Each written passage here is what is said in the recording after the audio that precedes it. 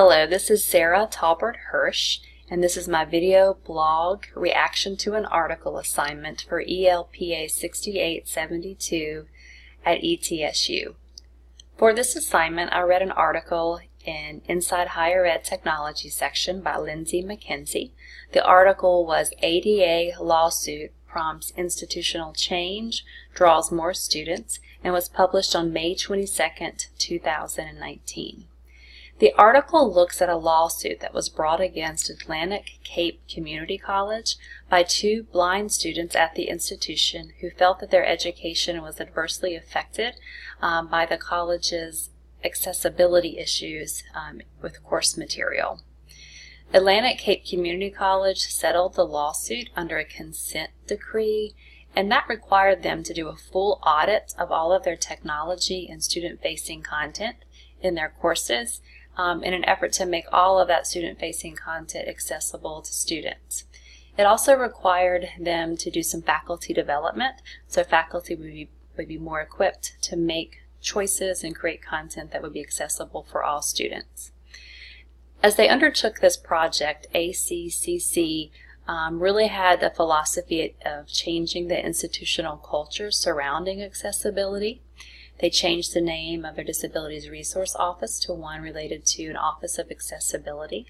They hired an outside consultant to guide their work, and they really had a belief and an assumption that they could not just retrofit existing course content to make it accessible, but that they really had to commit to creating and procuring content that would be accessible to all students. And they worked extensively with their faculty to make sure that they were in a position and had the information that they needed to create and locate this type of material.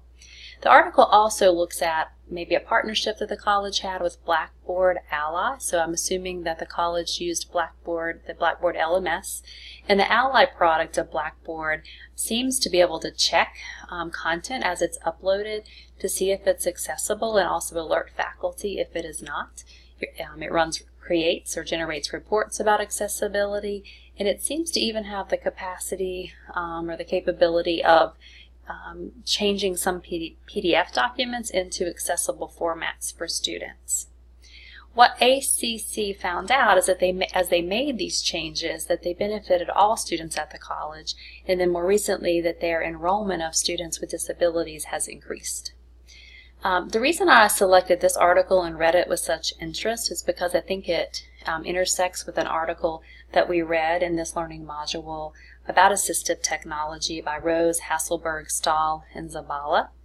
And as I read that article, my takeaway is that when colleges or faculty are working and using assistive technology in their courses to meet the needs or to provide accommodations for students with disabilities, that they should do so in concert or in thinking about universal design for a course, and how there are some choices that we can make as faculty or as teachers in setting up a course that benefit not only students with disabilities but all students, and there is a role that assistive technology plays in doing so. So I think that there was a crossover in the content there, so it was interesting to learn, for me to learn a little bit more about how a college, in this case Atlantic Cape Community College, was actually doing some of what was being proposed or advocated for in the assistive technology article that we read.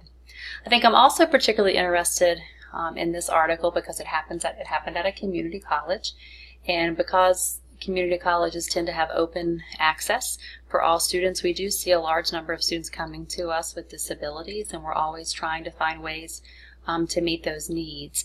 And because of our discussions right now in our higher ed law course, I'm particularly focusing in this article on what a community college didn't do, how they had policies and practices in place that did not comply with federal ADA law, and the ramifications for that, and what they've had to do to resolve those issues. So I think it's instructive in that regard as well. So again, I think it was an interesting article. Those of you interested in some of the legal issues surrounding technology, those of you maybe at a community college or at a college who's serving a large number of students with disabilities, I think you would find this article very interesting if you haven't had a chance to check it out. Thank you.